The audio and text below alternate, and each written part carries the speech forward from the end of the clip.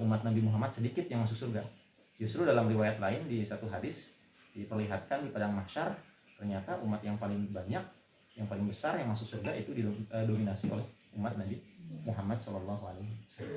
Jadi tidak merujuk atau mengisyaratkan bahwa ayat ini menunjukkan bahwa umat Nabi Muhammad itu sedikit, enggak, bukan itu maksudnya. Tsulatu minal awalin, sejumlah besar dari kelompok awal itu maksudnya umat-umat terdahulu itu banyak sehingga otomatis mereka juga banyak gitu yang masuk surga. Seperti itu kalau dalam hadis.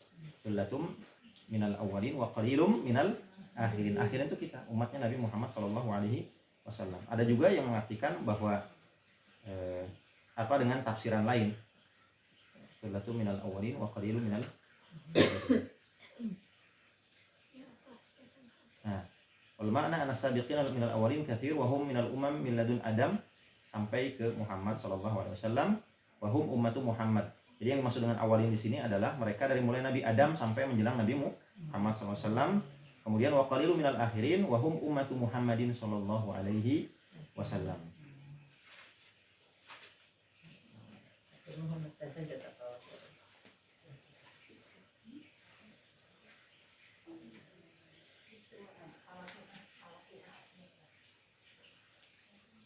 Ada juga yang menafsirkan bahwa yang maksud dengan tsullatum minal awwalin itu umat-umat Nabi Muhammad yang awal, sabiqunal awwalun, atau ulama salaf 3 abad pertama.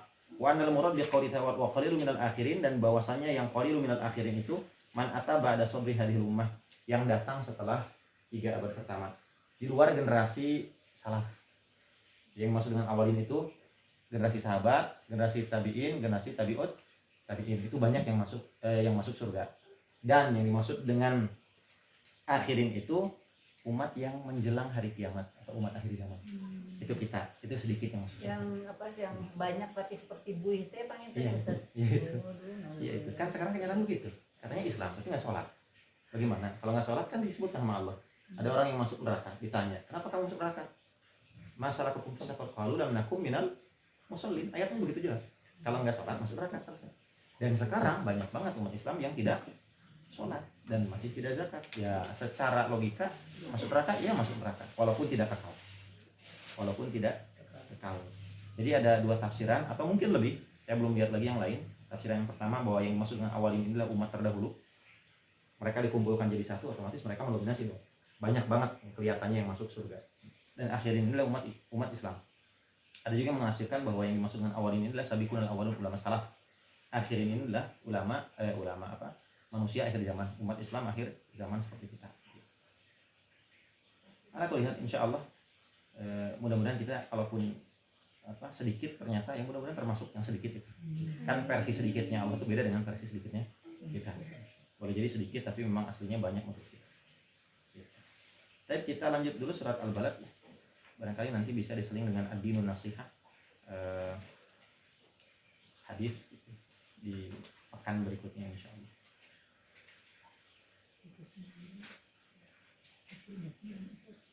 Al-Balad ini terutama dari ayat 1 sampai 4 berbicara tentang kesusahan hidup, tentang kesulitan hidup, tentang kepayahan hidup.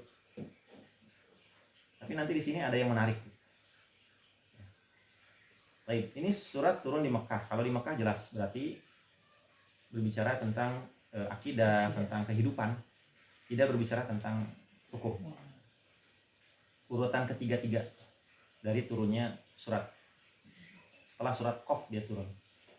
Sebelum surat At-Tariq. Kalau di Mushaf urutan ke-90. Urutan ke-90. Itu kurang lebih informasi tentang surat Al-Balad. Apa saja? Nah, seperti biasa kita kalau sebelum masuk ke tafsir kita harus tahu gambaran umum dulu. Apa sih isi dari surat Al-Balad ini? Yang pertama tentang kemuliaan Mekah, negeri Mekah. Ya. Ini Allah ingin tonjolkan negeri Mekah ini mulia di sini. Ya. Yang pertama takzim atau pengagungan negeri Makkah karena tempat lahirnya Nabi SAW dan lain-lain. Yang kedua, di sini di surat ini disebutkan berbagai macam nikmat. Ya. Penyebutan nikmat Allah Ta'ala Fungsinya apa? Agar manusia mau kembali, mau balik lagi dari durhaka, dari sombong menuju lebih baik. Jadi sebetulnya Allah ngasih nikmat itu supaya kita sadar. Tapi kebanyakan yang dikasih nikmat itu justru nggak sadar. Firaun terus dikasih nikmat, nggak sadar. Korun dikasih nikmat, nggak sadar. Yang ketiga tentang ikhlas, ikhlas ibadah ya, ikhlas dalam hal ibadah. Yang keempat tentang biasa kalau juz 30 ini pasti menjelaskan tentang akhir baik orang yang soleh dan akhir buruk orang yang salah. Akhir baik, akhir buruk, surga, neraka, selalu seperti itu kalau juz 30.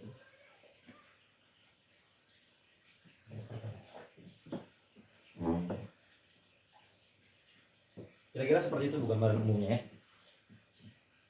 Kalau dibilang nggak ada yang spesial, ya nggak ada gitu. Karena memang sepertinya mirip-mirip dengan ayat sebelumnya.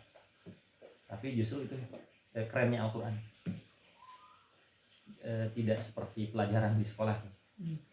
Tambah lagi materi baru, tambah lagi materi baru, tambah materi baru, besoknya hilang. Tambah lagi yang baru, besoknya hilang. Enggak, ya.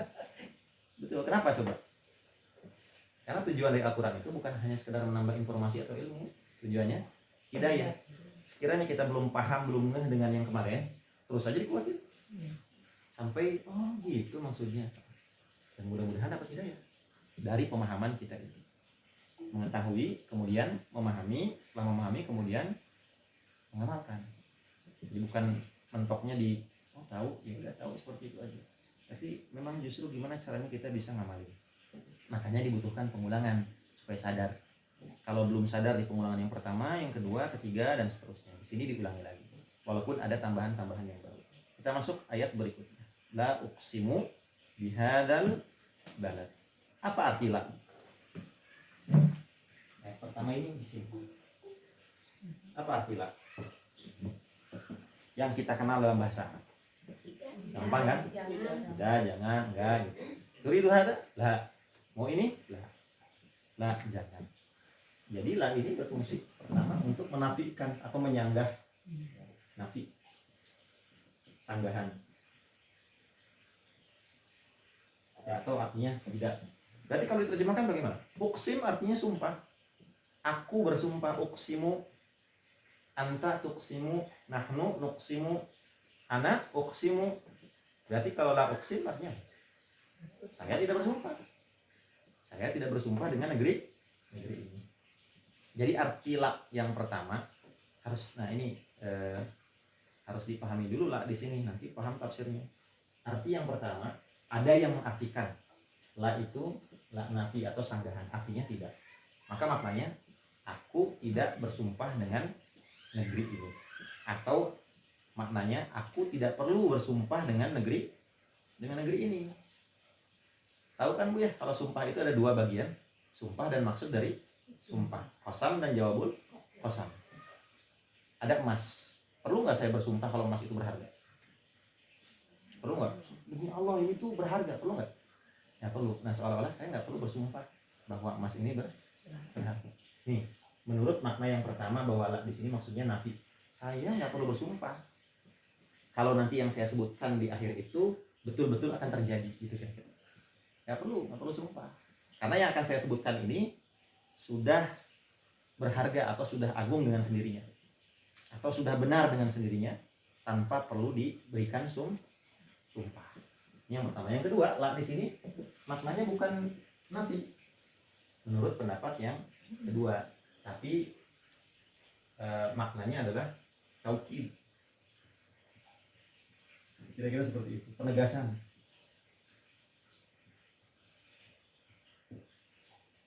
Tambahan, mazidah litaukid, tambahan untuk menyatakan penegasan bahwa yang dijadikan sumpah itu betul-betul mulia atau betul-betul agung.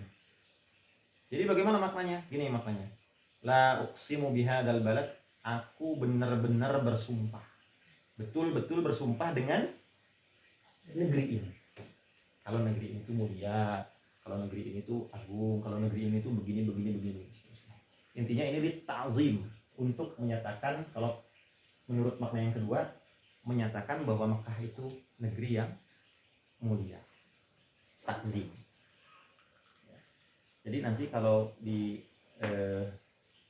terjemahan Al-Quran atau ketika baca tafsir dibingungkan gitu, ini artinya tidak, padahal di sini artinya benar-benar. Memang dua-duanya benar. Memang dua-duanya benar. Ada sebagian ulama tafsir yang mengambil dengan merujuk pada makna la, menyanggah bahwa semua informasi yang nanti disampaikan di ayat berikutnya nggak perlu sumpah. Itu mah fakta yang nggak perlu sumpah. Ada juga yang menonjolkan bahwa ini maksudnya bukan sumpah. La di sini bukan menyanggah, tapi taukid, menegaskan. Betul-betul Allah tuh bersumpah dengan negeri ini, tentang kemuliaan negeri ini. Ya. Jadi seolah-olah kalau menurut yang pertama, saya akan berbicara dengan satu fakta dan saya tidak perlu bersumpah bahwa fakta itu akan terjadi. Fakta apa? Nanti disebutkan di ayat berapa? Kelima atau keempat. Menurut yang kedua, saya betul-betul bersumpah dengan negeri ini atau dengan kemuliaan negeri. Bahwa negeri ini tuh mulia tuh fakta dan nggak bisa dibantah. Gitu. Mana yang paling banyak yang diambil oleh ahli tafsir? Yang ini, yang kedua. Condong ke ini, bahwa Allah ingin menegaskan Makkah itu negeri yang mulia. Tanpa perlu menafikan ada yang berpendapat seperti ini, nggak apa-apa. Ya, kita ambil kedua-duanya, nanti kita lihat, kita kombinasikan.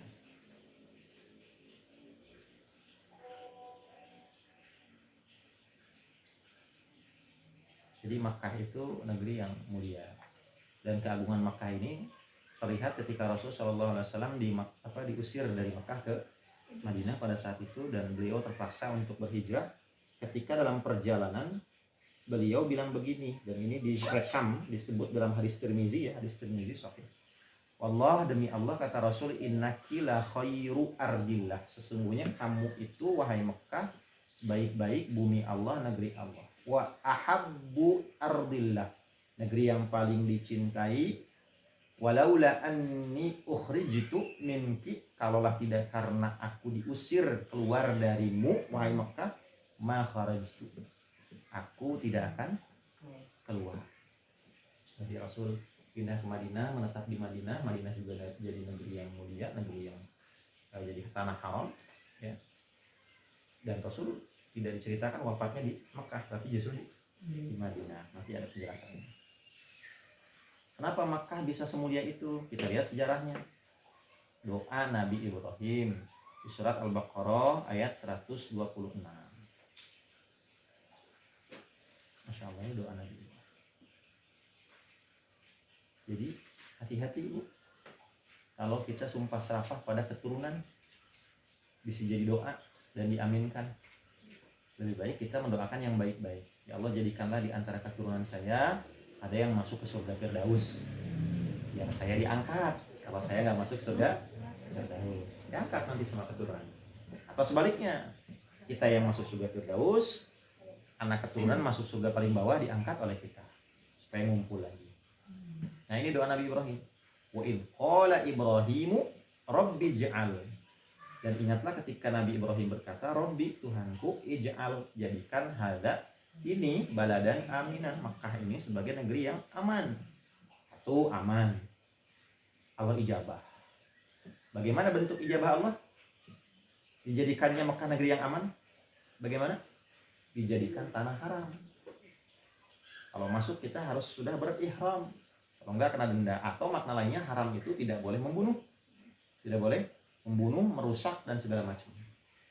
Kalau yang membunuh, merusak, diancamkan azab di dunia dan akhirat. Jadi banyak orang itu karena ada aturan langsung dari Allah seperti itu sih di Mekah itu, ya kan? Kalau mau haji, Ali mah sudah dosa kene, nanti takut diperlihatkan, padahal belum tentu. Ya kan? Kalau masyarakat kayak gitu, kayak di Indonesia ini, nanti di Mekah itu ada kejadian suka begini segala macam. Wallahu alam. Itu betul-betul terjadi, ya, boleh jadi itu memang seperti itu atau belum. Wa qala Ibrahim rabbi ja'al hadza baladan amina, dijadikan aman karena Mekah ini termasuk tanah haram. Jangankan membunuh, menyakiti aja, berburu aja nggak boleh, ya. Hanya kalau lagi umroh tidak boleh ngejar-ngejar merpati, dikhawatirkan masuk pada konteks atau pada tema berburu. Bisi nanti batal umrohnya atau merusak pahala umrohnya. Karena tidak boleh berburu, jelas berburu bagi orang yang sudah ihram. Wa qala Ibrahim rabbi ja'al hadza baladan amina warzuq ahlahu, berikan rezeki penduduknya. Lihat aja penduduk Makkah bagaimana saat ini ya. Dan yang dulu juga sama, relatif aman, relatif murah, banyak buah-buahan yang ternyata buah-buahnya nggak ada di Mekah tapi ada gitu ya, semangka, salak ada gitu. Kemudian banyak hal lah di Mekah yang ajaib. Apalagi kalau berobat itu kan gratis katanya ya sekarang ya. Mau cuci darah berapa kali juga gratis gitu ya, bukan BPJS, memang gratis. Bahkan jamaah umroh yang waktu bareng sama saya bolak-balik cuci darah gratis. Dan memang jarang yang sakit di rumah sakitnya, dan memang penduduknya sedikit. Ada balan amina warzuq ahlahu minas samarat, dari buah-buahan. Man amana minhum billah wal yaumil akhir, yang beriman dan Allah ijabah. Kita lihat hal itu semua ada di Makkah. Di hadis riwayat Muslim disebutkan juga. Nah, ini kata beliau nih, inna Ibrahima harrama Makkata. Sesungguhnya Nabi Ibrahim telah menjadikan Makkah sebagai kota haram. Salah satunya lewat doanya. Inna Ibrahima harrama Makkata, telah menjadikan kota Makkah sebagai kota haram. Wa inni haramtul Madinata, dan aku menjadikan Madinah sebagai tanah haram. Walaupun secara administrasi sekarang kan kota Madinah sudah berkembang, dikembangkan dari yang sebelumnya, sehingga ada beberapa atau sebagian kota Madinah yang tidak termasuk tanah haram. Jadi Madinah itu bukan semuanya tanah haram, tapi ada tanda apa ya, tubuh atau apa gitu, ini batasnya. Dan setelah keluar itu masih Madinah, tapi tidak termasuk tanah haram. Kenapa? Karena sudah banyak perluasan gitu. Jadi tidak dianggap Madinah itu tanah haram semuanya. Ada tanah-tanah yang tidak diharamkan di Madinah. Yang berikutnya, adanya ancaman langsung dari Allah, surat Al-Hajj ayat 25 ini yang tadi saya sebutkan ya, macam-macam di Makkah dilipat gandakan 2 kali lipat.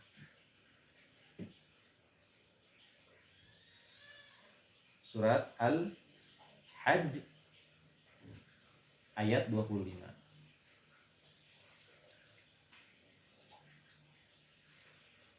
Sudah ketemu Al-Hajj ayat 25? Coba dibaca. Sungguh orang-orang kafir dan yang menghalangi manusia dari jalan Allah dan dari Masjidil Haram yang telah kami jadikan terbuka untuk semua manusia, baik yang bermukim di sana maupun yang datang dari luar, dan siapa saja yang bermaksud melakukan kegiatan secara zolim di dalamnya, niscaya kami akan rasakan kering siksa yang pedih. Nah, ini saya pernah jelaskan waktu itu. Ini ngeri sebetulnya ayatnya. Ini ancaman yang luar biasa. Bahasanya bukan barang siapa yang berbuat, tapi wamai yurid. Wamai yurid. Yurid apa artinya? Mau, bermaksud. Makanya Ibnu Mas'ud bilang begini, tidak ada satu negeri pun selain kota Makkah di mana orang yang baru berniat buruk saja sebelum berbuat akan ditimpa siksaan. Baru berniat akan ditimpa siksaan. Mana dalilnya? Kemudian Ibnu Mas'ud membacakan ayat ini. Wa may yurid, bukan wa may yaf'al, bukan wa may ya'mal, tapi wa may yurid. Enggak ada yang se ekstrim Mekah. Makanya apa yang terjadi waktu zaman kekhalifahan Umar, ada penduduk dari Suriah, dari Palestina udah beres haji, berlama-lama di situ. Kemudian diusir sama Umar. Suriah, ahli Suriah pulang sana. Lalu Syam pulang sana, pulang. Saya nggak ingin orang tinggal di sini, kata Umar. Dan di sini kemudian berbuat maksiat, karena ancamannya 2 kali lipat. Maka sebagian ulama, kalau tidak salah Maliki, memakruhkan hukumnya ingin tinggal di Mekah atau di Madinah tanpa sebab yang urgen. Ya, kecuali kalau belajar atau apa, kalau ingin mukim selamanya, kita yang bukan penduduk kota Mekah atau Madinah pengen tinggal di sana tidak direkomendasikan. Bahkan ada yang mengatakan hukumnya makruh. Kenapa? Sahabat Umar memberikan 2 alasan. Yang pertama, khawatir kalau di sisi Mekah nanti orang bisa syirik, jadi mengagungkan Ka'bahnya, lupa sama Allahnya. Padahal sahabat Umar aja ketika mencium Hajar Aswad bilang begini, kalaulah tidak karena Rasul mencium saya ngikutin ittibaan, ngikutin sunnahnya, saya nggak mau mencium hajar aswad. Jadi jangan dianggap bahwa itu menyembah selain Allah itu dalam rangka ittiba atau mengikuti sunnah Nabi Rasul mencium, ya kita ikut mencium. Yang kedua, supaya kalau kita pulang hati kita selalu terpaut ingin balik lagi. Itu yang pernah saya jelaskan. Kalau kita ada di sana, sebagaimana para TKW yang ke sana, mungkin saja muncul rasa bosan dengan kieu Mekah teh. Biasa. Orang-orang nate kieu geuningan. Akhirnya malah jadi apa ya? Jadi enggak respect pulang di Mekah tidak gitu. Ya kayak ada yang kejadian tinggal lama-lama di Mekah tapi tetap nggak sholat, begitu pulang ke ya TKW kenapa nggak sholat, ada rasa bosan. Kalau kita kan yang sekali-kali cuma 10 hari atau maksimal sebulan pulang, nanti muncul kerinduan lagi. Kerinduan itu terus diperbaharui dengan jarak dan dengan waktu. Baru bisa ke sana lagi 5 tahun kemudian, 2 tahun kemudian, dan seterusnya gitu. Jadi menjaga kerinduan. Makanya di kata Rasul istaghrabu, apa bahasanya itu, berjarang-jaranglah berkunjung, jarang-jaranglah berkunjung, karena itu akan memunculkan kerinduan. Ya kalau tiap hari kan bosan gitu. Ya, tiap hari datang bosan. Tapi kalau jarang berkunjung nanti muncul kerinduan. Itu ya. Itu yang Jadi baik kalau sekarang itu maaf. Ya. Justru malah kayak kebalikan gitu ya. Malah kayak sering-sering gitu kayaknya ke. Iya, sering-sering. Iya, gitu sih, jadi bukan hal yang kalau yang hal yang spesial lagi gitu ya. Tiap bulan atau kapan aja dia mau ke sana tuh jadi kayak dari sini ke Jakarta lah gitu ya istilahnya. Iya. Kalau yang mungkin yang punya kerjaan atau di sana, iya. Ya ini kalau misalkan dalam konteks silaturahim dengan siapapun itu, kebanyakan juga keseringan juga nggak nantinya jadi bosen, tapi terlalu lama juga misalkan 10 tahun sekali, oke itu nggak bijak juga. Ya kita harus menetapkan waktu yang sekiranya rindu itu muncul kira-kira berapa lama gitu. Nah kita kan tahu ya mungkin sebulan sekali atau mungkin seminggu sekali, terserah.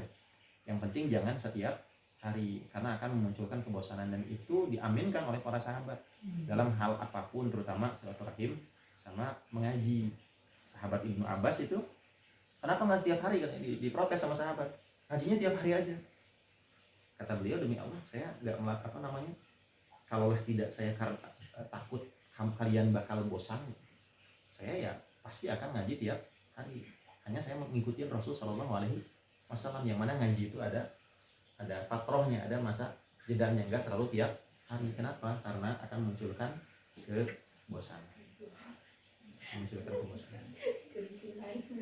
Iya, soalnya cobain ngaji tiap hari, bisa-bisa bosan. Makanya cukup seminggu. Kecuali yang belajar ya Ustaz. Kenapa? Kecuali yang belajar, kecuali yang sekolah. Memang dia makan fokus, harus bisa menguasai itu. Kalau misalkan kayak kita yang kajian tiap hari, khawatir, bukan berarti bakal bosan, tapi khawatir menimbulkan kebosanan. Karena Islam itu ya jenuh, sangat mencegah hal-hal yang gak baik itu terjadi. Nah itu adanya ancaman langsung dari Allah, termasuk di surat Al-Maidah. Boleh dilihat soalnya. Itu yang tadi ya, maksud dari yang tadi. Itu kan kalau kajian ya Ustaz, tapi kalau misalnya kaji di rumah sendirian mah kan boleh ya. Oh iya, mah enggak. Ya cuma harus diatur aja. Diatur saja. Yang penting istiqomah kan gitu. Al-Maidah ayat 97 coba dibaca.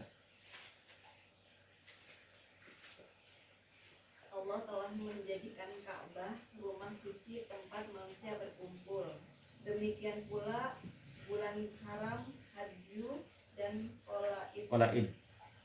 Yang demikian itu agar kamu mengetahui bahwa Allah mengetahui apa yang ada di langit dan apa yang ada di bumi, dan bahwa Allah Maha mengetahui segala sesuatu. Ya, Allah menjadikan Ka'bah, yaitu Baitul Haram, sebagai penopang urusan manusia. Wasyahrul haram, begitu pula bulan-bulan haram. Bulan-bulan haram itu kan nggak boleh berperang kalau bagi orang Arab. Wal hadya, sembelihan khusus, sembelihan wal qalaid. Intinya hadiah sama qalaid ini mirip, cuman kalau qalaid ini binatang khusus yang diberikan kalung sebagai tanda bahwa ini adalah sembelihan yang akan dipersembahkan dipotong di Makkah. Jadi nggak boleh diganggu. Maksudnya bagaimana? Maksudnya kalau kata Imam di tafsir Al-Wasit disebutkan bahwa orang Arab, ya, manusia atau secara umum punya naluri untuk saling hasad, saling iri, bahkan saling berperang satu sama lain. Maka kebijaksanaan Allah Subhanahu wa taala supaya mencegah itu terjadi, Allah istilahnya tuh menjadikan waktu-waktu khusus atau tempat khusus yang disepakati oleh manusia itu ketika ke situ nggak boleh membunuh. Makanya Allah menjadikan Baitul Haram sebagai tempat yang aman, sebagai tanah haram. Sehingga ketika orang bertengkar di luar, pas masuk Mekah mah, stop, nggak boleh nyambut. Nah itu disepakati dan disakralkan oleh orang-orang Arab, terutama di Mekah pada saat itu. Jadi kalau berperang di luar ke Mekah mah, nggak bisa. Makanya sempat terjadi di zaman sahabat Nabi perdebatan antara sahabat Nabi. Ada seorang perampok atau perusak yang sembunyi di Makkah. Kata sahabat Nabi yang satu, saya lupa namanya, saya akan kejar dia dan saya akan hukum dia. Kata sahabat yang lain, nggak boleh, itu kan tanah haram. Oh enggak, walaupun itu tanah haram tapi tidak lantas melindungi para penjahat. Melindungi para penjahat, ya apa salahnya dibawa dulu keluar kemudian dieksekusi di luar gitu. Nah itu. Cuman kan nggak mungkin juga kalau kita ingin aman berangkat dulu ke Mekah, ya kan? Kan kita di Bandung ke Mekah pengen aman, nggak mau ada peperangan misalkan, ya kejauhan. Ya mahal juga. Mahal juga, kejauhan juga. Apa yang Allah takdirkan? Selain Allah memberikan tempat yang aman, yang di situ disepakati tidak boleh ada pembunuhan, Allah juga memberikan syahrul haram, bulan. Kan tempat, tapi waktu. Maka orang yang membunuh pada bulan haram atau melakukan kekejian di bulan haram, pahalanya seolah dilipat gandakan atau ancamannya lebih dahsyat daripada bulan-bulan sebelumnya. Di bulan haram. Apa saja bulan haram itu? Coba nanti dicek lagi. Muharram, terus Dzulqa'dah, Zulhijjah, ya. Nah, itu kalau orang melakukan Zulhijjah, melakukan pada bulan haram tersebut maksiat atau kejahatan, itu dilipat gandakan, seolah dilipat gandakan. Karena ada ulama yang tidak setuju dengan bahasa dilipat gandakan. Tapi yang jelas kuantitas atau kualitas azabnya melebihi azab di bulan biasa. Nah, ini wasyahrul haram wal hadya wal qalaid. Qalaid itu tadi binatang yang yang dikalungkan. Ini kalau ada katanya di Mekah, walaupun dia sebengis apapun, ketika lihat ada binatang seperti itu udah nggak akan diganggu. Bahkan disebutkan oleh sahabat Ibnu Abbas ketika seorang anak melihat pembunuh bapaknya di bulan haram, melihat pembunuh bapaknya, itu sudah dibiarkan begitu saja, tidak ada mencoba untuk tidak dendam. Nah, itu yang terjadi di Mekah pada saat itu. Jadi ini hebatnya orang Mekah, ini hebatnya kafir Quraisy. Positifnya mereka walaupun kita kenal dengan jahiliyah tapi masih punya adab, betul-betul mensakralkan tempat Masjidil Haram, kemudian bulan-bulan haram, kemudian benda-benda kayak misalkan qalaid tadi. Qalaid itu binatang yang dikalungkan yang akan dipersembahkan, ya. Di Mekah mereka nggak akan ganggu. Bahkan kita lihat dalam sejarah Rasul mau dibunuh, mereka yang mau bunuh Rasul harus nunggu dulu di depan pintu, nunggu semalaman, tunggu Rasulnya keluar baru dibunuh. Kan kalau zaman sekarang nggak berlaku, keroyokan, terobos rumah, bantai di rumah, nggak punya adab. Orang jahiliyah itu sekeras-keras mereka, sebodoh-bodoh mereka masih punya adab. Ini hebatnya gitu, ya. Walaupun nanti di sini ada bantahan lainnya. Gitu. Baik, paham Bu ya? Itu makna dari tafsir tersebut.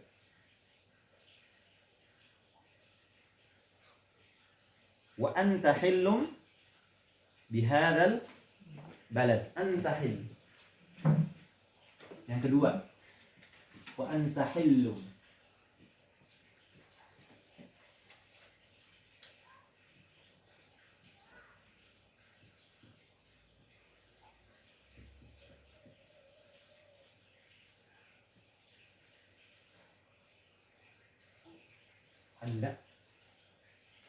Ahalla atau halla. Halum.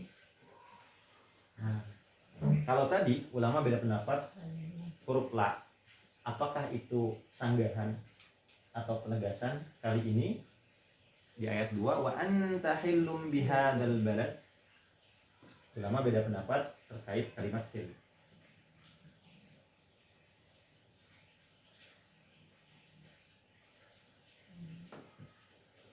Kalau dilihat dari ayatnya Bu ya, ini kan sumpah semua Bu ya, la uqsimu bihadzal balad, terus wa anta hillum bihadzal balad, itu bukan sumpah, itu bukan sumpah. Wa walidin wa ma walad, itu sumpah. Jadi ayat kedua ini sisipan, selipan di antara dua sumpah, yang mana nanti kita lihat maksudnya itu adalah menyatakan keheranan. Ya kalau bahasa kita mah, walaupun Allah nggak mungkin heran, membawa kita untuk terbawa suasana heran.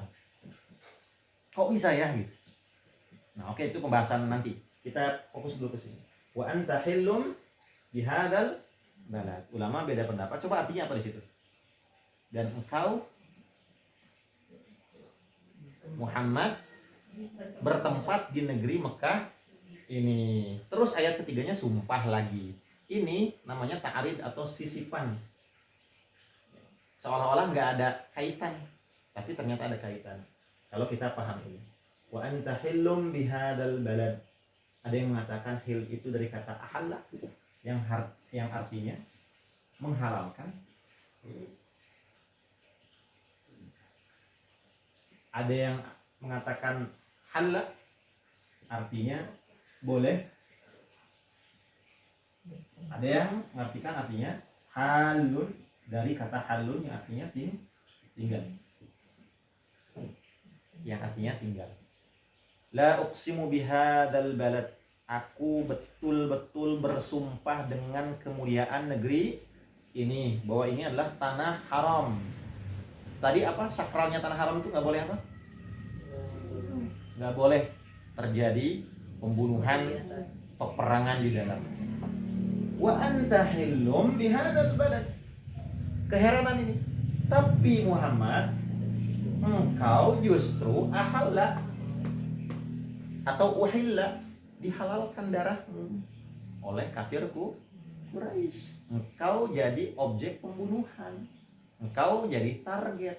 Katanya mereka sepakat bahwa tanah Makkah ini tanah haram, tapi engkau wahai Muhammad dan sahabat-sahabatmu disiksa, dihalalkan darahnya. Artinya apa? Nggak konsisten dong orang-orang kafir Quraisy. Itu menurut tafsiran yang pertama. Ongkoh cenah Makkah itu nggak boleh ada pembunuhan, nggak boleh ada penyiksaan, nggak boleh ada kekejian atau siapapun yang disakiti. Nyatanya engkau Muhammad dihalalkan darahmu, kecuali Muhammad dan naon lah yang tambah dibunuh. Atau misalkan sahabat-sahabatnya Sumayyah, Amr bin Yasir disiksa keluarganya, dan naon ya tambah. Dan pengikutnya Muhammad konsisten nggak?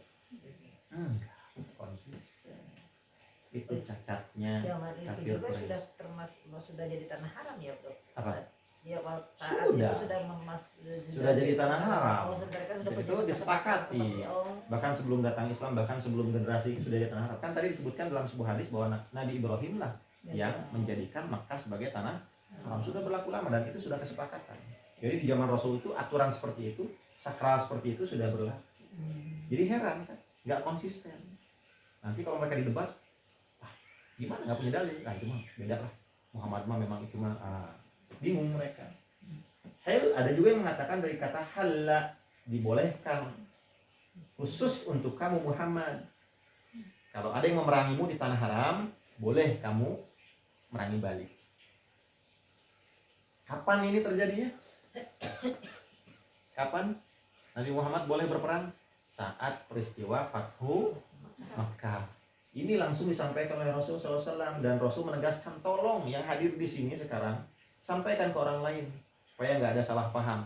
Aku telah dibolehkan halal untuk berperang di tanah haram ketika Fathu Makkah sa'atam min nahar, sejam ketika siang hari. Setelah itu ada, kata Rasul, balik lagi, kira-kira makna seperti itu, balik lagi menjadi haram.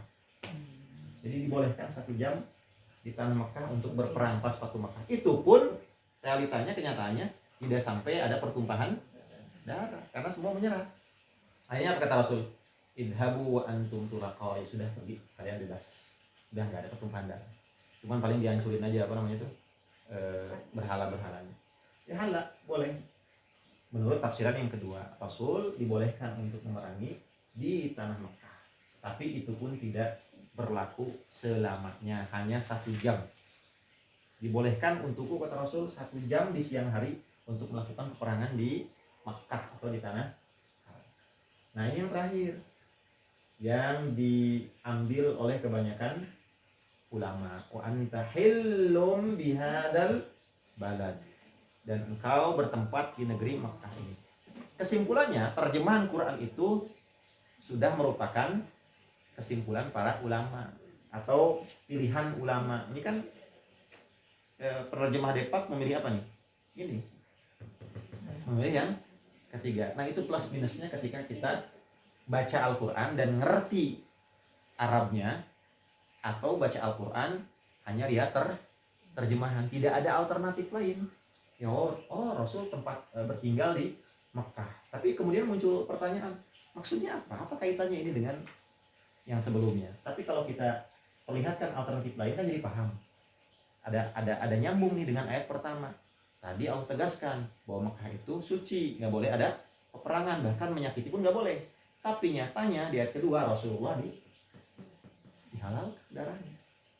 Atau Rasulullah pernah berperang. Nanti kan muncul pertanyaan, itu gimana tuh Rasul ketika Fatu Makkah mau perang? Kan katanya nggak boleh. Ada hadisnya. Hadis Bukhari atau Muslim.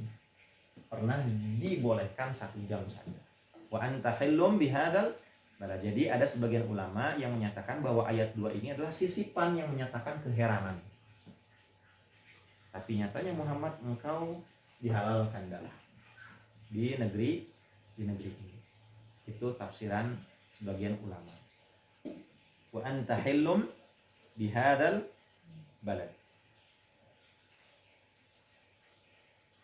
Ya, jadi mereka mengganggu Rasul dan para sahabat. Wa walidiu wa ma.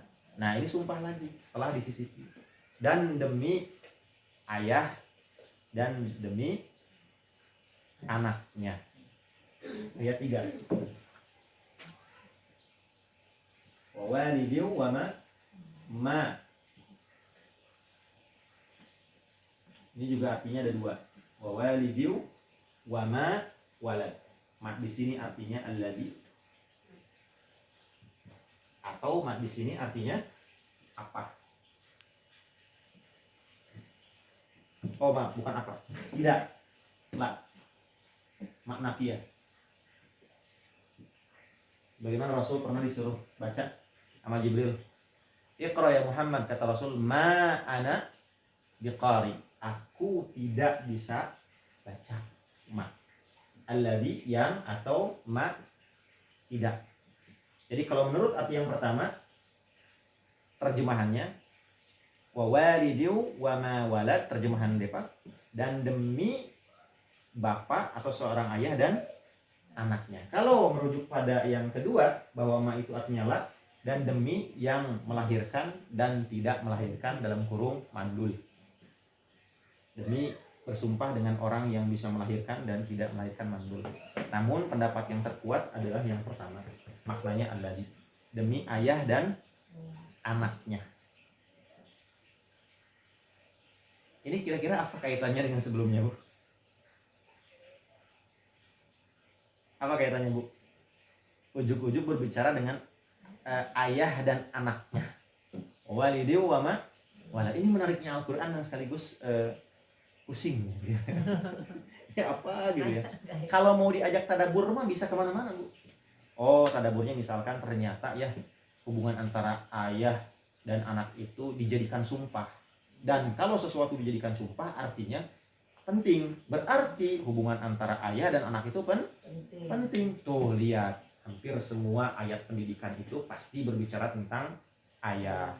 Nabi Ibrahim dan Nabi Ismail, Luqman Al-Hakim ayah dan anaknya, Nabi Yakub dan Nabi Yusuf. Oh, berarti tugas tarbiyah atau pendidikan itu adalah ada pada seorang ayah.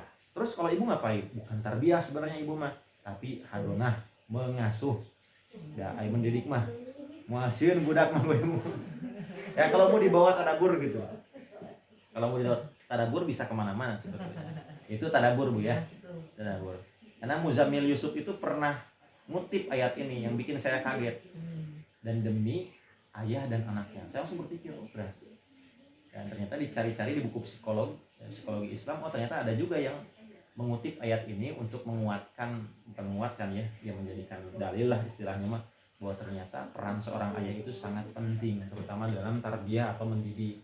Kalau ibu mah bukan mendidik, tapi hadonah, pengasuhan. Karena hampir nyaris tanpa jeda, dari pagi sampai tidur lagi sama ibu, anak bosen. Tapi kalau ayah, powerfulnya ayah karena jarang bertemu, sekalinya bertemu ada rasa segan. Dehem nauge. Kalau ibu sudah batuk-batuk apa anak-anak nggak sih? Katanya seperti itu. Lebay katanya. Iya lebay katanya seperti itu. Nyanyi dari pagi gitu teh. Betul, dari pagi seterusnya. Makanya itu yang harus dipahamkan bahwa ayah itu ketika pulang tetap bisa mendidik anaknya, bukan masalah waktu dan memang ada kewajiban nafkah ya. Tapi setidaknya ketika pulang itu jangan duduk WA-an atau habis waktunya dengan yang lain-lain. Akhirnya jadi keluarga yang samawa. Apa samawa itu sih?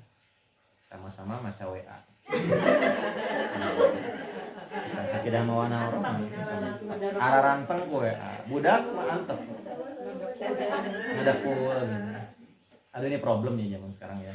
Kadang kita semua rasakan seperti itu. Tapi ini harus diantisipasi, jangan keterusan. Harus ada saatnya ngumpul, harus ada saatnya ngobrol tanpa WA. Dajjal sesungguhnya mata satu. Oh iya, kalau seperti itu terus rada ngeri juga nanti ke depannya. Wawalidiu wama walad, masuk ke tafsir. Jadi apa kaitannya dengan ayat sebelumnya? Ini kaitannya. Mula-mula Allah bersumpah dengan tempat Makkah, tempat yang suci. Kemudian yang kedua, Allah menyelingi atau diselingi dengan fakta bahwa salah satu ya keturunan dari Nabi Ibrahim ini tinggal di negeri ini, yaitu Nabi Muhammad SAW. Yang ketiga, Allah bersumpah dengan pertalian hubungan ayah dan keturunannya. Tinggal dicari tahu siapa yang dimaksud walid. Walid itu artinya ayah. Bukan walid film walid, tapi ayah. Walid itu artinya ayah. Wama walad, walad itu anak. Walad yang dilahirkan atau anak. Dan demi ayah dan anaknya. Siapa ayah dan anaknya itu? Nah ini ya yang harus dicari tahu. Gitu. Maka yang dimaksud itu ayah itu. Nah ini penting nih. Isim nakiroh. Penjelasannya kalau ke Tugo, intinya walid itu nggak pakai alif lam, nggak pakai alif lam. Dalam bahasa Arab kalau sesuatu tidak pakai alif lam, sayyaratun, walidun, abun. Selain umum ada satu lagi, lit ta'zim, untuk memuliakan, mengagungkan. Berarti ayah yang dimaksud bukan ayah biasa-biasa, tapi ayah yang agung. Siapa ayah yang agung yang pernah tinggal di Makkah? Nabi Ibrahim alaihissalam. Maka tafsirannya adalah Nabi. Nah ini tafsir bukan tadabur. Kalau yang tadi tadabur, yang sampai ke WA itu tadabur. Kalau ini tafsir. Yang dimaksud dengan ayah walid di sini adalah Ibrahim. Wama walad dan keturunannya. Siapa keturunan Nabi Ibrahim? Salah satunya Nabi Muhammad SAW lewat dari jalur Ismail. Kan kalau yang tinggal di Palestina itu dari istri beliau, dari Sarah, ya kan? Jadi Bani Israel saat ini bukan Israel, Bani Israel dari Ishak, Yakub ini yang dijuluki dengan Israel, punya 12 anak, berkembanglah jadi satu bangsa yang besar, yang saat ini diklaim oleh Zionis bahwa mereka adalah keturunan Yakub, padahal bukan. Kalau dites DNA nyambungnya ke Yahudi Askenazi di Di Jerman itu rata-rata Yahudi yang asalnya bukan Yahudi, tapi orang luar yang masuk ke Yahudi. Padahal disepakati Yahudi yang disebut dengan Yahudi itu adalah yang punya genetik dari Yakub. Kalau di kitab Habib itu yang disebut Yahudi. Makanya Yahudi itu bukan agama sebetulnya. Maksudnya bukan agama dakwah kayak Islam, tapi agama rasis. Ibu menyatakan Yahudi, masuk ke Yahudi nggak akan diterima. Karena ibu bukan keturunan Yahudi, bukan keturunan Israel. Tes DNA dulu. Nyatanya yang di Israel sekarang 90% ketika di tes DNA itu nyambungnya ke Yahudi Askenazi di Jerman yang merupakan keturunan bangsa Khazar. Yang pernah saya jelaskan, bangsa pembunuh, bukan nyambung ke Nabi Yakub alaihissalam. Nah, jadi ini sumpah antara Nabi Ibrahim dan salah satu keturunannya Nabi Muhammad SAW. Sekarang tinggal ditanya, apa maksud sumpah ini kan gitu? Kenapa Allah bersumpah dengan Bapak yang agung Nabi Ibrahim dan salah satu keturunannya Nabi Muhammad SAW? Harus dicari. Saya juga ketika baca ini tuh bingung, apa kaitannya? Kenapa Allah bersumpah dengan ini? Ketemulah di salah satu tafsir Ibnu Asyur. Ini ulama besar dan tafsirnya diperhitungkan. Wa fi hadza, kata beliau, dan maksud ayat ini ta'ridun, sindiran. Untuk siapa? Untuk orang-orang kafir Quraisy yang tinggal di Makkah. Jadi maksud dari sumpah wa walid wa ma walad, dan demi ayah dan anaknya yaitu Ibrahim dan salah satu keturunannya Nabi Muhammad, ini terdapat, kata Ibnu Asyur, terdapat sindiran, ta'rid lit tanbih, untuk mengingatkan bil musyrikin, pada keturunan Ibrahim yang kemudian jadi musyrik, atau sindiran pada orang-orang musyrik sebagai peringatan untuk mereka, min dzurriyyati Ibrahim, dari keturunan Nabi Ibrahim, bi annahum hadu, bahwasanya mereka sudah menyimpang, bi annahum hadu an tariqati abihim, bahwasanya mereka sudah menyimpang dari jalan bapak mereka Nabi Ibrahim, yang menyembah Allah ini jadi nyembah berhala, yang kasar terhadap anak yatim, padahal Nabi Ibrahim memuliakan anak yatim, yang begini yang begitu, padahal Nabi Ibrahim begini, udah jauh pisan.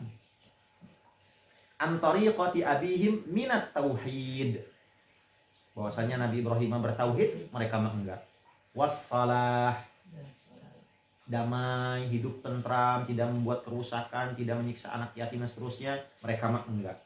Wadda'wati ilal haqqi, ya, saling mengingatkan pada kebenaran, kebaikan. Wa imaratil masjidil haram, memakmurkan masjidil haram dengan sholat dan seterusnya, mereka malah menyembah berhala. Kemudian Imam Ibnu Asyur mengutip salah satu ayat. Coba baca surat Ali Imran ayat 68 setelah menjelaskan maksud tafsir ayat ini. Beliau mengutipkan surat Ali Imran ayat 68 sebagai sindiran sebetulnya ayat ini kepada banyak pihak, terutama di sini kaum kafir Quraisy dan juga orang Yahudi sebetulnya. Nah, apa katanya? Orang yang paling dekat dengan Ibrahim ialah orang yang mengikutinya, dan Nabi ini Muhammad SAW, dan orang yang beriman Allah adalah pelindung orang-orang yang beriman. Cukup sampai saja.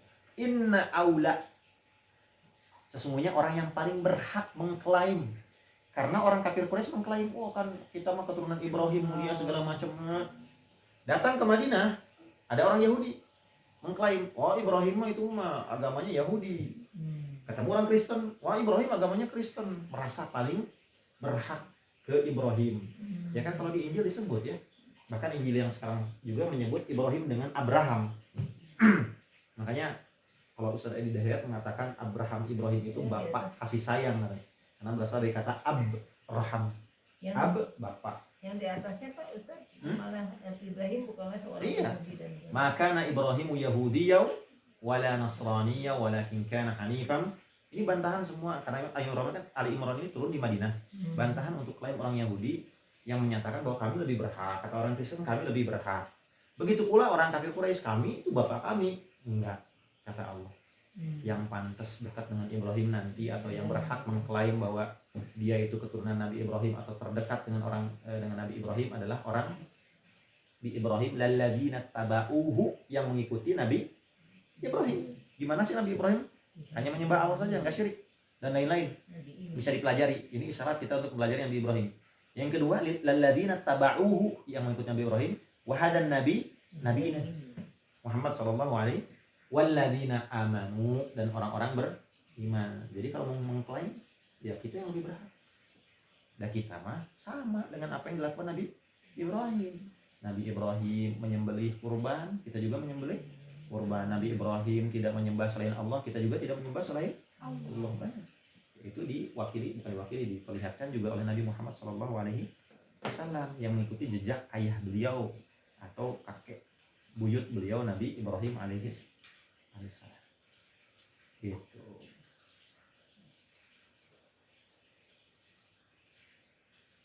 Jadi banyak klaim-klaim. Orang Yahudi, orang Kristen, dan seterusnya. Laqad khalaqnal. Nah, beres itu ya.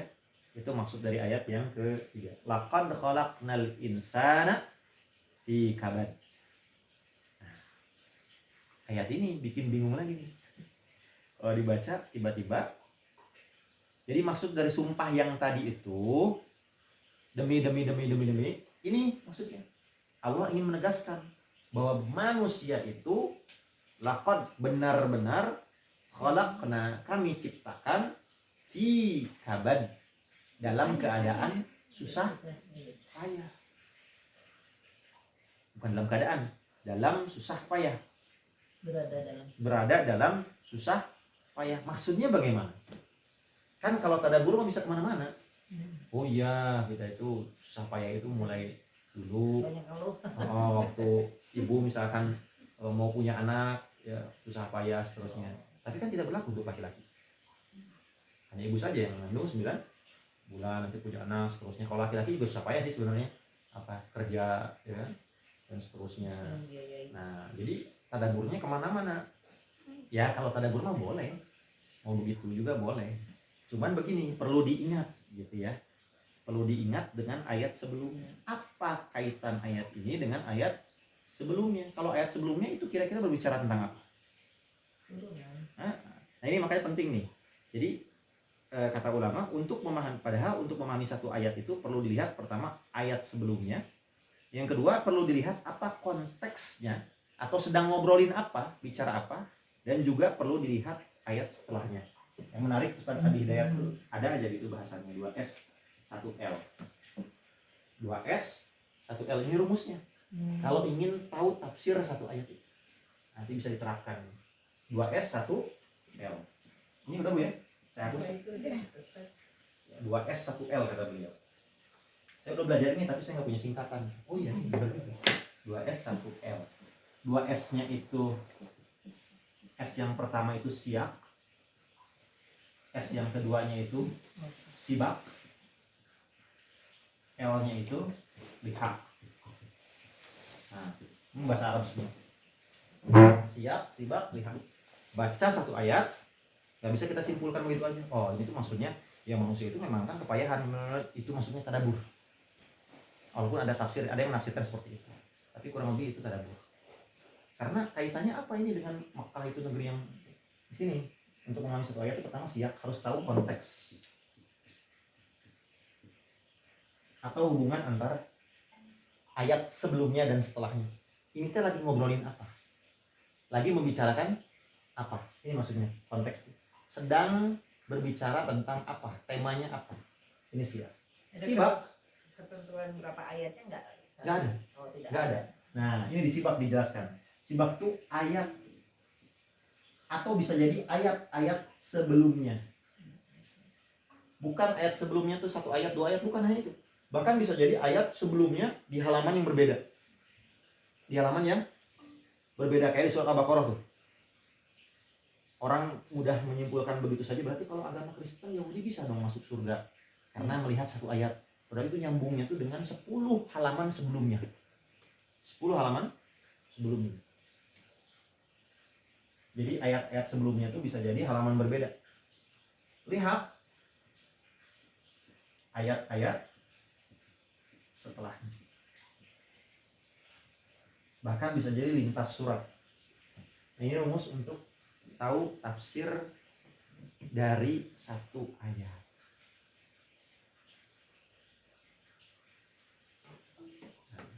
Laqad khalaqnal insana fi kabad.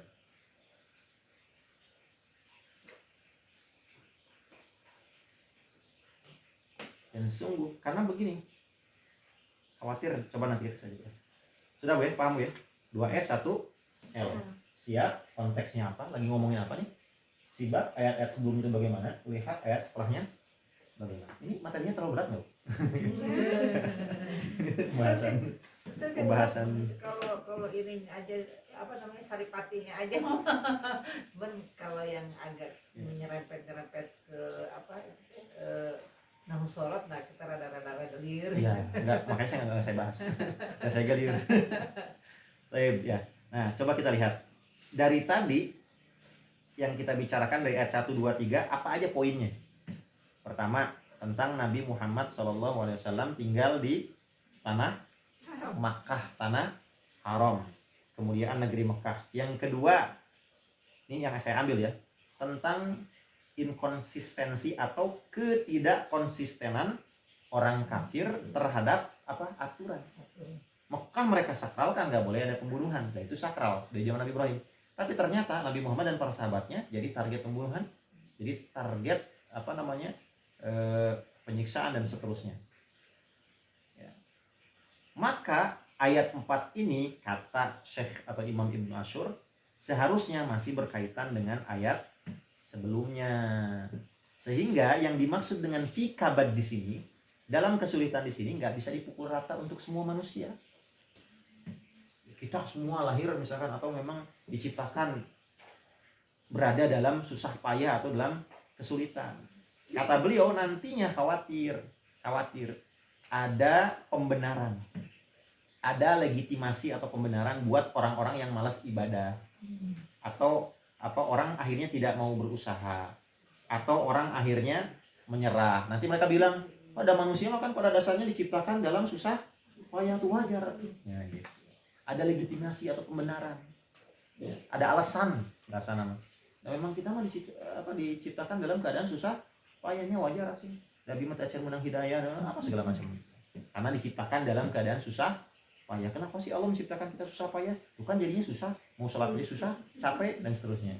Ada legitimasi, ada alasan, kata Ibnu Ashur. Maka maksudnya bukan teruntuk manusia secara umum, ya maksudnya tidak untuk manusia secara umum. Terus kalau bukan untuk manusia secara umum, di sini insan.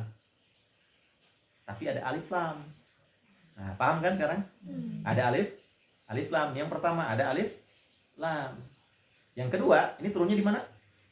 Di Mekah. Kemarin saya jelasin. Kalau ada kata insan di surat Makkiyah, artinya siapa? Kalau ada kata al-insan di surat-surat Makkiyah, itu ke siapa maksudnya? Ke orang kafir Quraisy, kafir, orang musyrik. Ke orang musyrik. Jadi maksudnya bukan manusia secara umum, tapi al-insan di sini maksudnya orang musyrik, bukan semua manusia. Kok bisa hanya diperuntukkan untuk semua musyrik? Simple banget. Kenapa? Karena ketika ayat ini turun, jumlah muslim masih sedikit dan mereka rata-rata loyal, solid, rajin ini ibadah, rajin segala macam.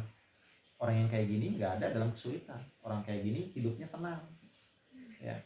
Bahkan disebutkan dalam surat Ar-Ra'd, alladzina amanu wa tatma'innu qulubuhum bidzikrillah, ala bidzikrillah tatma'innul qulub. Orang mukmin sekalipun dalam kesulitan atau kesusahan, mereka hatinya tenang. Maka terbantah dengan ayat ini, kalau begitu yang hatinya tidak tenang itu siapa? Musyrik. Kenapa? Pada saat itu orang Islam masih sedikit, maka tidak layak atau tidak patut ayat ini, al-insan ini disematkan atau dipukul rata juga termasuk muslim. Maka banyak yang menafsirkan al-insan di sini adalah orang-orang kafir atau orang-orang musyrik. Hidup mereka dalam kesulitan, dalam kesusahan. Makanya ada yang menyamakan pola ayat ini dengan surat Al-Qiyamah, catat polanya. Mirip banget. Ya. Pertama, ada yang menyamakan pola ayat ini dengan Al-Qiyamah dari ayat 1 sampai 4. Laqad khalaqnal insana fi kabad ayahsabu alla yaqdiru alaihi ahad. Di kiamat juga begitu. Ayahsabul insanu allan najma'a idhamah.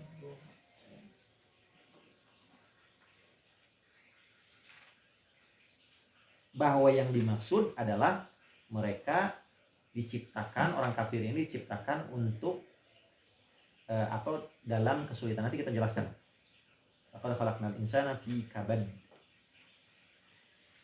Itu yang pertama.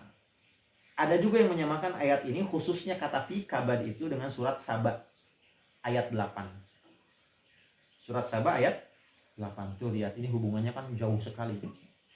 Surat Saba ayat 8 kata fi kabad dalam kesulitan. Gini Bu, kalau fi kabad itu bukan semata-mata hidupnya sulit, bukan.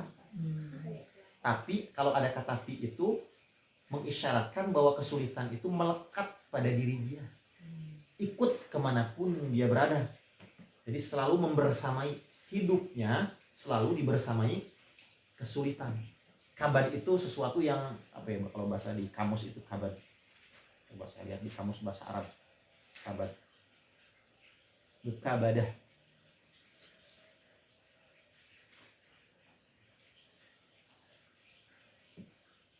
Kabudar rajul syakakan.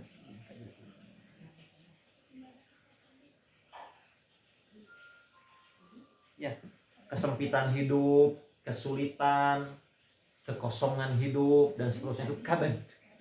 Ripuh tapi lebih ripuh pada psikologis, bukan ripuh fisik Bu ya, lebih condong pada ripuh psikologis atau kegalauan. Nah itu selalu mengikuti kehidupan dia, selalu melekat. Nah jadi orang-orang kafir, orang musyrik itu hidupnya fi kabad, dilekati. Kata fi ini lil mulazamah, untuk membersamai kemanapun. Makanya disebutkan dalam surat Saba ayat 8 fil adab, sama dengan fil adab fi kabad. Maksudnya mereka fil adab di sini siksaannya itu siksaan dunia. Siksaan dunia. Bagaimana orang kafir Quraisy disiksa?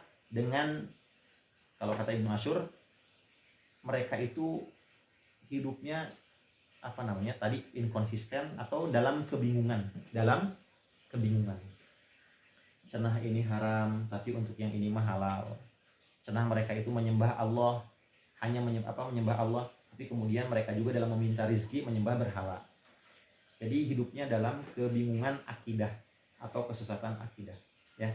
Jadi kata fi kabad maknanya mulazamah atau kemelekatan, bahwa kepayahan, kegalauan ini selalu membersamai. Itu. Yang kedua disebutkan juga tafsiran lain di dalam tafsir Ibnu Asyur. Beliau mengatakan, sebagaimana kami telah menciptakan manusia untuk pertama kalinya dalam kesulitan, dalam berbagai tahapan kehidupan, melahirkan dan seterusnya, tua, muda, seterusnya. Begitu pula kami akan menciptakan untuk kedua kalinya mereka orang-orang kafir dalam kesulitan berupa azab di akhirat. Jadi kata beliau yang dimaksud dengan ayat di sini boleh jadi maksudnya laqad khalaqna. Kan manusia mati nih. Kemudian diciptakan untuk kedua kalinya, khusus untuk orang kafir, mereka akan diciptakan fi kabad, dalam kesusahan.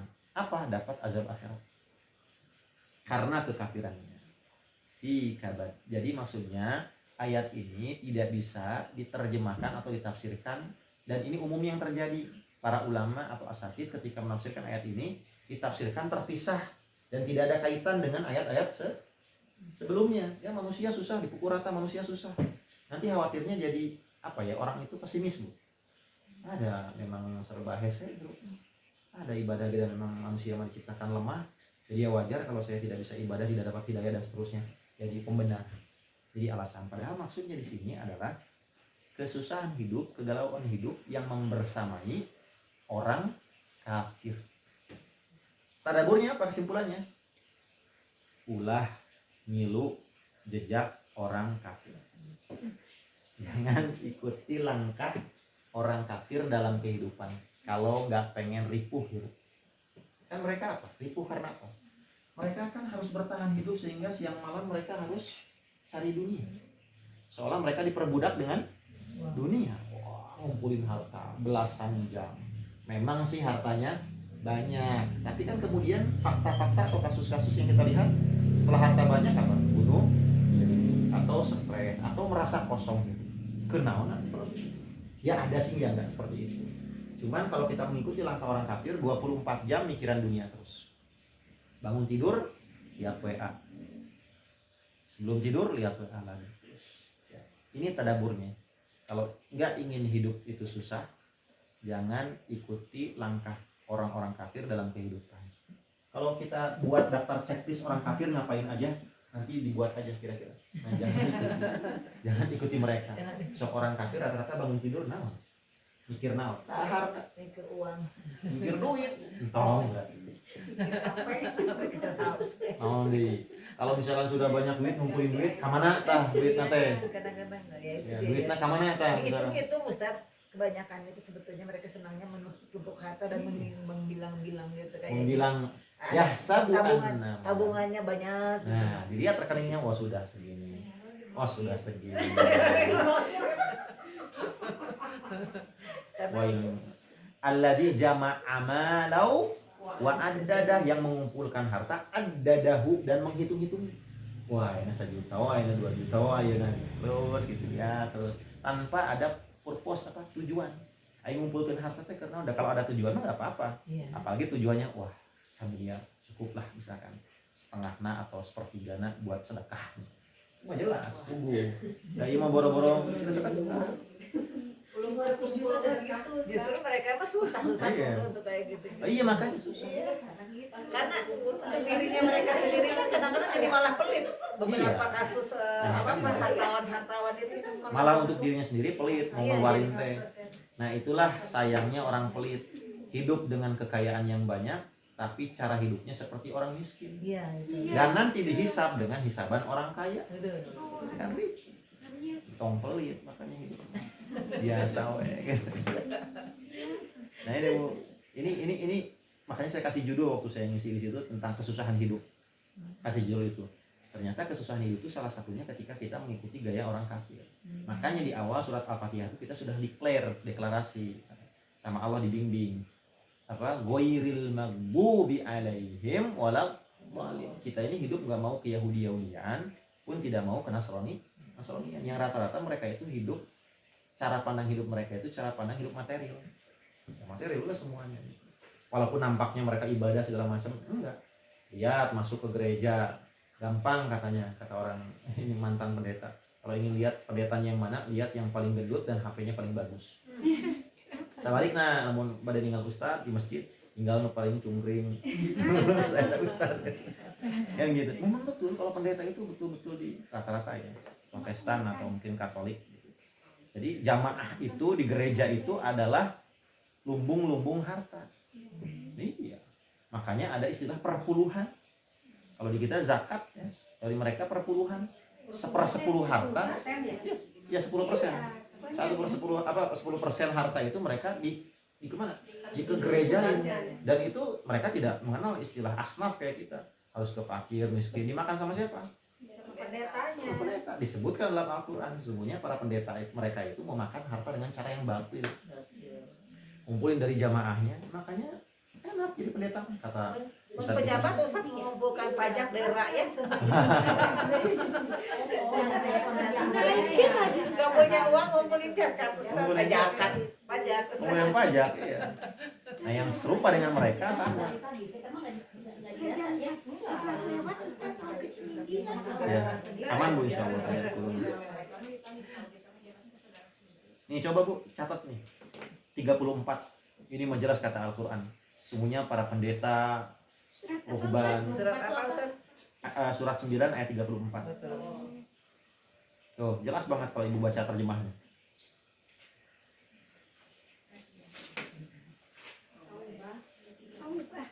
At-Taubah ayat 34. Coba dibaca. Wahai orang-orang yang beriman, sesungguhnya banyak dari orang-orang alim dan rahib-rahib mereka benar-benar memakan harta orang dengan jalan yang batil, dan mereka menghalang-halangi manusia dari jalan Allah, dan orang-orang yang menyimpan emas dan perak dan tidak menginfakkannya di jalan Allah, maka berikanlah kabar gembira kepada mereka bahwa mereka akan mendapat azab yang pedih. Ya. Tuh, sesungguhnya banyak dari orang-orang alim dalam kurung Yahudi dan rahib-rahib dalam kurung Nasrani, ya. Karena kalau ahbar itu pendetanya Yahudi, kalau ruhban itu pendetanya Nasrani atau Kristen kalau zaman sekarang itu.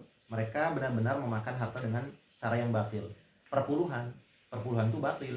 Karena kalau di ajaran kitab mereka, Bible, di Old Testament itu, perjanjian lama, perpuluhan itu 10% itu sebetulnya bukan untuk zakat begitu aja, tapi untuk hasil perkebunan. Baru 10%. Tapi kalau untuk harta-harta yang lain yang bukan dari perkebunan itu tidak 10%. Itu menurut kitab mereka sendiri. Berarti mereka salah dong. Berarti dengan makan dengan cara yang batil. Udah gitu dimakan sendiri, tidak dibagikan ke fakir miskin. Kalau kita kan jelas, zakat dikumpulkan, ada asnafnya. Walaupun kalau di sebagian itu kemarin ngobrol dengan yang dari Basnas, ada cenah asnaf ke berapa? Nah, di luar semua gitu. Ke-9 ya. Nah, itu biasanya orang-orang di dinas atau apa suka minta jatah. Kayak gitu. Yang enggak semua, tapi ada oknum-oknum yang minta jatah. Amilin kali Ustaz. Orang dinasnya. Iya, amilin jadi. Nah, masalahnya amilin itu kan harus ngurusin. enggak ngurusin. Justru ngurusin karena kebijakannya dia Kan gitu. Walaupun enggak punya. Wallahu a'lam.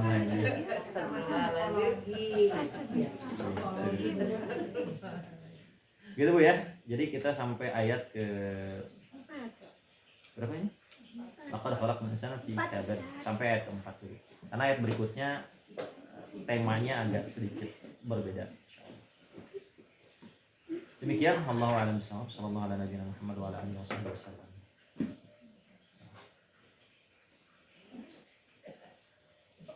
Alhamdulillahirabbil alamin.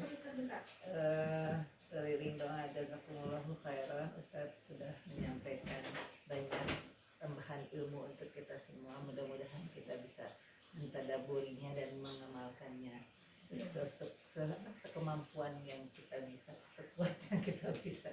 Insyaallah. Jadi lupa. Waktu penutupan hadis itu asyhadu subhanallah. Asyhadu an la ilaha illa anta astaghfiruka wa atubu ilaik. Aku qauli hadza wa astaghfirullaha li wa lakum. Wassalamualaikum warahmatullahi wabarakatuh. Saya lupa Bu ya, belum ngirim-ngirim yang sebelum-sebelumnya. Kalau nanti surat-surat yang sebelumnya udah dipelajari, saya kirim slide-nya. Saya kirim slide-nya buat dibaca sendiri. Buat mengingatkan lagi.